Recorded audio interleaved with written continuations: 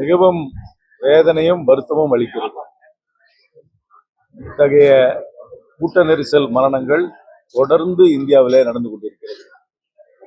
ஒரு நெரிசலில் நடக்கும் சம்பவத்திலிருந்து அடுத்த சம்பவம் நடப்பதற்குள் யாரும் பாடம் கற்பிக்கவில்லை என்பதுதான் எனக்கு தெரிய வருது. மகாமாத்தில் நடந்தது, மெட்ராஸ் ஏர் ஷோவில் நடந்தது, வட இந்தியாவில் பல கோயில்கள் நடந்தது, இப்போ railway station, central railway station டெல்லியில் நடந்தது. அதனால இந்த கூட்ட நெரிசல்ல ஸ்டாம்பீட்ல இறந்து போறது வாடிக்கையா நடக்குது. இதுல இருந்து நம்ம எந்த பாடமும் கத்துக்காம இருக்கிறோன்றது தெரிய வருத்தம். நேற்று நடந்த சம்பவம் மிகுந்த வேதனை அளிக்கிறது. அந்த கூட்டத்தை நடத்தியவர்களும் கவனக்குறைவாக இருந்திருக்கிறார்கள். அதே வேளையிலே காவல்துறையும் இதற்கான தக்க ஏற்பாடுகள் செய்திருக்க வேண்டும். எல்லாத்துக்கும் மேலாக கூட்டம் நடத்துபவர்களுக்கு அந்த கூட்டத்தை வருபவர்களை கட்டுப்படுத்தும் அளவுக்கு அமைப்பு இல்லை என்பதையும் இது காட்டுகிறது. ஏனால் ஒரு அரசியல் கூட்டம் நடப்பதென்றால் அரசியல் தலைவர், பெரிய தலைவர் இருந்தாலும் இரண்டாம் கட்ட தலைவர்கள், மாவட்ட அளவிலான தலைவர்கள்லாம் இருந்து அதை கட்டுப்படுத்துவார்கள். இந்த இயக்கத்திற்கு அது இல்லை என்பது எனக்கு சந்தேகமாக. ஆளுங்கட்சி கூட்டமா இருந்தா காவல்துறைக்கு அதிக பாதுகாப்பு, மற்ற கட்சிகளுக்கு பாதுகாப்பு அவர் ஃபீல் பண்ணாருனாக்கா அது ஒரு என்கொயரியில வெளியே வரணும். இன்அடிக்குவேட் போலீசிங், இன்அடிக்குவேட் அரேஞ்ச்மெண்ட்ஸ் பண்ணியிருந்தாங்கனாக்கா அது என்கொயரியில வெளியே வரணும். அது யாரு அதுக்கு பொறுப்பா இருந்தாலும் அதுக்கு அவர்கள் மீது நடவடிக்கை எடுக்கும். ஆனாலும் ஒரு அமைப்பை தான் இதை நடத்துறாங்க. அரசியல் அமைப்பு அவர்கள் எப்பவுமே ஒரு அமைப்புல ஒரு இரண்டாம் கட்ட தலைவர்கள், மாவட்ட ரீதியான தலைவர்கள்லாம் இருப்பாங்க. அவங்க கட்டுப்படுத்துவாங்க.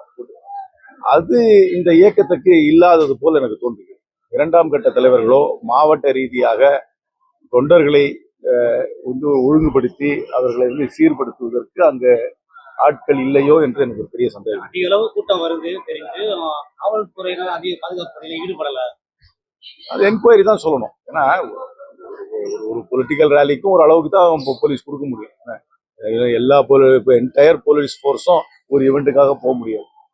எவ்வளவு கொடுக்குறோமோ அவங்க அந்த இடத்துக்கு ஏத்தாப்புல என்ன பெர்மிஷன் எவ்வளவு பேருக்கு கொடுத்துருக்காங்களோ அதுக்கு ஏத்தாப்புல பண்ணுவாங்க. அதுல ஏதாவது இன்அடிக்குவசிஸ் இருந்து அதுல குறைபாடுகள் இருந்தால் நிச்சயமாகவே என்கொயரியில வெளியே வரட்டும். வந்ததுக்கு அப்புறம் யார் பொறுப்பு என்பதை பொறுப்பு என்பது பலர் எடுத்துக்கொள்ள வேண்டிய கட்டாயத்தில் இருக்கு. அங்க எல்லாத்தோட மேல 40 பேர் இறந்து போயிட்டாங்க. பெண்கள், குழந்தைகள் இறந்து போயிட்டாங்க. பெரிய வருத்தம்.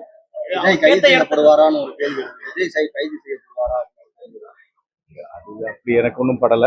என்கொயரி வரட்டும், யார் பொறுப்பா இருக்குன்னு பார்த்தோம்.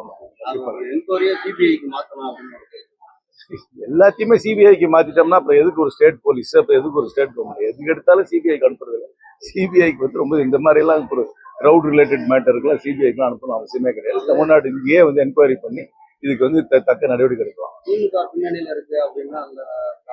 அவங்களுக்கு அந்த மாதிரி ஏதாவது தகவல் இருந்தா அதை இந்த என்கொயரியில சொல்லணும்.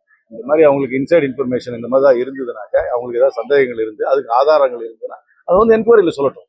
என்கொயரியில சொல்லாம ஹேசியத்தின் அடிப்படையில எப்படி ஒரு நான் கமெண்ட் சொல்லிட்டேன்ல. ஃபேஸ் பண்ணணும். ஃபேஸ் பண்ணாதான் பொலிட்டிக்கல் லீடர்ஸ். கள்ளக்குறிச்சி சம்பவம் நடந்துச்சு. நிறைய பேர் உயிரிழந்தாங்க. முதல்வர் நேரில் சென்று பார்க்கல. இப்போ விஜய் மட்டும் பார்க்கணும்னு ஒரு கேள்வி இருக்குது. ஏன் விஜய் ஆறுதல் சொல்லிட்டு அவர் இரங்கல் தெரிவித்தாரு. இறந்தவங்க வலி இறந்தவங்களுக்கு தான் தெரியும், குடும்பங்களுக்கு தான் தெரியும். எனக்கோ உங்களுக்கோ அந்த வலி தெரியாது. அவர்களுக்கு என்ன ஆறுதல் எதிர்பார்க்கிறார்கள் என்பது அவர்கள் தான் நிர்ணயம் பண்ண வேண்டுமே தவிர நீங்களும் நானும் அதை பத்தி விமர்சனம் பண்றதுல ஒன்றும் பிரயோஜனம் இல்லை. ஏதோ ஒரு கிரைசிஸ்ன்னு வந்தா அதை ஃபேஸ் பண்ணும், அவ்வளவுதான். நிவாரணம் அடிச்சுட்டாங்க. 10 அமைப்புகளும் நிவாரணம் அறிவிச்சு கொண்டிருக்கிறார்கள். அது முதல்ல இடைக்கால நிவாரணமா அது இறுதி நிவாரணமா அது எனக்கு தெரியாது. ஆதரவு இருக்கான்றது சந்தேகம் இல்லை. ஆனா ஆளுமை புரிஞ்சுக்கிட்டீங்கல்ல, தமிழ்ல தானே போட்டேன், புரிஞ்சிருப்பீங்கன்னு அர்த்தம். ஆதரவு இருக்கிறது என்பதுல எனக்கு சந்தேகம் கிடையாது. ஆளுமை இருக்கிறதா இல்லையா என்பதுல எனக்கு ஒரு சந்தேகம் இருக்கிறது. பொதுப்படையா போட்டேன், புரிஞ்சுக்கிட்டீங்கன்னு நினைக்கிறேன். இது மீளாத துயரத்தில் தமிழ்நாட்டு மக்கள் இருக்கிறார்கள். இன்னும் அந்த அதிர்ச்சியிலிருந்து நாங்களே மீளவில்லை. இது போன்று எந்த காலத்திலும் வருங்காலங்களில் நடக்கக்கூடாது. அதற்குண்டான முன்னெச்சரிக்கை நடவடிக்கைகளை எடுக்க வேண்டும். ஒரு அரசியல் கட்சியும் இந்த மரண ஓலத்தின் மூலமாக சுய பரிசோதனை செய்து கொள்ள வேண்டும். மக்களை காப்பாற்றுபவர்கள் நாம், மக்களை வழிப்பிடத்தில் ஏற்றுபவர்கள் அல்ல. ஆகவே நம்மை பார்க்க மக்கள் வருகிறார்கள், நம்முடைய பேச்சை கேட்க மக்கள் வருகிறார்கள் என்றால் அவர்களுக்கு உரிய பாதுகாப்பை முன்பு நாம் அளிக்க வேண்டும். அதற்கு பிறகுதான் எல்லா அரசியலும் எல்லா பரப்புரையும். இதை எல்லோரும் உள்வாங்க வேண்டும், என்னை உட்பட. அதிகமா அங்க இருக்கக்கூடிய மக்கள் தலைகள் நம்ம டிவி பாத்துக்கிறோம். மக்கள் என்ன சொல்றாங்கன்னா, போதுமான போலீஸ் பாதுகாப்புல விஜய் வந்தது பிறகு வந்து பாத்தீங்கன்னா ஆம்புலன்ஸ் வந்தது, திருப்பி அந்த போலீஸ் பாஸ் இருக்கிற வந்து தடியடி நடத்துறாங்க. அதனாலதான் இந்த மக்கள் வந்து போலீஸ் என்ன இது, போலீஸ் எங்க பாதுகாப்பு கொடுக்கும்? போலீஸ் கூட்டத்துக்குள்ள போகாது. போக்குவரத்தை வந்து சரி பண்ணோம். செயின் ஸ்நாச்சிங், இன்னும் திருடு நிறைய நடக்குது. இதெல்லாம் கட்டுப்படுத்தும். போலீஸ் போயிட்டு மக்கள் முன்னாடி போயிட்டு எப்படி சரி பண்ண முடியும்? நான் என்ன சொல்றேன்னா, நேரம் 12 மணிக்கு குறிச்சாச்சு. எல்லாரும் உண்மையை பேசுவோம். 12 மணிக்கு கூட்டம்னா 1 மணிக்கு ஆரம்பிக்கலாம், 2 மணிக்கு ஆரம்பிக்கலாம். 7:40க்கு உள்ள வந்த பேர் எத்தனை மணி நேரம்? ஏறக்குறைய 8 மணி நேரம் சோறு தண்ணி இல்லாம, தண்ணியே கிடையாது, அங்க சாப்பாடு கிடையாது. அப்ப 8 மணி நேரம் மக்கள் காத்துட்டு இருக்காங்கன்னா எவ்வளவு பெரிய வேதனையில் இருப்பாங்க. ஒருத்தர் தான் இன்னைக்கு நாங்க திருச்சி வந்த அப்போ கரூர்ல இருந்து ஒருத்தர் மருத்துவமனையில் இறந்துருக்காரு. 39 பேரும் இறந்து போனவங்கள தான் அங்க சடலமா எடுத்துட்டு வந்திருக்காங்க. அப்படின்னா எல்லோரும் டீஹைட்ரேட் ஆயிடுச்சு, சாப்பாடு இல்லை, நடப்பதற்கு சக்தி இல்லை. இப்படி இனி வரும் காலங்களில் நடக்கக்கூடாது. கள்ளக்குறிச்சியில மரணம் அடைந்தப்போ இந்த அளவுக்கு வேகம் காட்டல. ஆனா இதுக்கு எப்படி உடனுக்குடன் அமைச்சர்கள் முதலமைச்சர் எல்லாம் நேர்ல பார்த்தாங்க அப்படின்னு சொல்லி தொடர்ந்து சமூக வலைதளங்கள்ல மக்கள் கருத்துக்களை பதிவு. இதெல்லாம் தவறான கருத்துமா, அரசியல் பண்ண வேண்டாம். கள்ளக்குறிச்சியிலையும் சொன்னது, இங்கேயும் சொல்றது, பிணங்கள் மீது அரசியல் பண்ணுவதை அரசியல் தலைவர்கள் தவிர்க்க வேண்டும். இந்த சோசியல் மீடியா கூட நேர்ல போய் பார்த்துட்டு வந்திருக்கீங்க, அந்த சூழல் எப்படி நீங்க பார்த்து? ரொம்ப பரிதாபத்துக்குரிய சூழல். எல்லோரும் ஏழை எளிய மக்கள், விவரமே கிடையாது. இன்னைக்கு மருத்துவமனையில 11 பேர் இருக்காங்க. அதுல 8 பேருக்கு வாக்குரிமையே கிடையாது, வாக்கே கிடையாது. எல்லாம் வந்து 10வது படிக்கிற குழந்தைங்க, 11வது படிக்கிற குழந்தைங்க, 12வது படிக்கிற குழந்தைங்க. இந்த குழந்தைகள்லாம் பாதிக்கப்பட்டிருக்காங்க. ஆனா ஏற்கனவே திருச்சி, நாகப்பட்டினம் இந்த பகுதியிலாம் வந்து பிரச்சாரம் மேற்கொள்ளும் போது இவ்வளவு கூட்டம் வந்திருக்கு. மீண்டும் இவ்வளவு கூட்டம் வந்து விஜய்க்கு வரும் தெரிஞ்சு ஏன் வந்து இதோட பெரிய இடங்களை வந்து காவல்துறையும் தமிழ் அரசாங்கம் 2 விஷயங்க. இடங்கள் ஒதுக்குவது பிரச்சனை இருக்காது. 12 மணிக்கு ஆரம்பிக்கிறோம்னா 12 மணிக்கு ஆரம்பிச்சிருக்கணும்.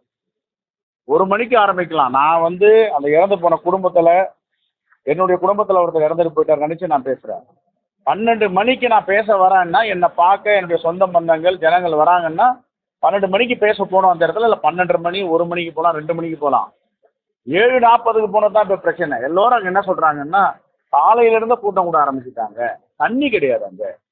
அந்த ரோட்ல யார் வீட்டில் தண்ணி கொடுப்பாங்க? கடைகள்லாம் அடைச்சிருக்கு. 2வது கூரை மேலே ஏறுதுங்க குழந்தை, சின்ன பிள்ளைங்க மரத்து மேலே ஏறுறாங்க. ஒரு பாதுகாப்பற்ற சூழல் அங்க. இதெல்லாம் நாம தான் தவிர்க்க வேண்டும். தொடர்ந்து இந்த விஷயத்துல இருந்து விஜய் சம்பவத்தை நேர்த்தி பேசல, இன்னைக்கும் பேசல. தொடர்ந்து அவரை காப்பாற்றிக்க நகர்வுகள் தான் இருக்காரு. இப்போ ஒரு கட்சி தலைவரா அவர் வந்துட்டு இந்த செயல்பாடு இல்லை, நான் இந்த சூழல்ல இன்னும் அந்த அதிர்ச்சியில நாங்கள் மீள முடியாமல் இருக்கோம். அரசியல் பேச விரும்பலை. மாண்பு முதலமைச்சர் நாங்கள்லாம் கேட்டுக்கொண்டோம். இதுக்கு வந்து ஒரு விசாரணை நடத்தணும், ஆணையம் போடணும் அப்படின்ட்டு. இப்போ மேனாள் நீதியரசர் அருணா ஜெகதீசன் தலைமையில் ஆணையம் போட்டிருக்காரு. ரொம்ப திறந்த மனதோடு இப்போ விசாரணை நடக்கும். விசாரணை முடிவு வந்தப்போ நம்ம யாரு தவறு யாரு சரி. எடப்பாடி பழனிசாமி கூட தமிழக அரசு அதாங்க, பிணத்து மேல ஏறி அரசியல் பண்றத எடப்பாடி பழனிசாமி அவர் கூட தவிர்க்கணும். எலெக்ஷன் வர காலங்களில் பிரச்சார கூட்டணி நடக்கும். இனி எப்படி இருக்கணும்? ஏன்னா மக்களுக்கு ஒரு பயம் இருக்குது. இனிமே எப்படி நடக்குங்கிற இல்ல, இதுக்கு முன்னாடி இப்ப அதே கரூர்ல வந்து ஒரு பிரபல அரசியல் கட்சி வந்து ஒரு மாநாடு நடத்துறாங்க. ஏதாவது அசம்பாவிதம் நடந்ததா? 2 லட்சம் பேர் கலந்துக்கிறாங்கன்னு சொல்றாங்க இன்னைக்கு பத்திரிகையாளர்லாம். இப்ப 2 லட்சம் பேர் கலந்த கூட்டத்தில் ஒரு அசம்பாவிதமும் இல்லை. இங்க 20,000 பேர் தான் கலந்துருக்காங்க. சரி, 2 லட்சம் பேர் கலந்துருந்தாலும் அதுக்கு முன்னாடி போலீஸ் பாதுகாப்பு ப்ரொடெக்ஷன் கொடுக்க இல்லைங்க. நான் சொல்றேங்க, போலீஸ் பாதுகாப்பு என்பது எப்படி கொடுக்கணும், எது மாதிரி கொடுக்கணும்னு அவங்களுக்கு தெரியும்.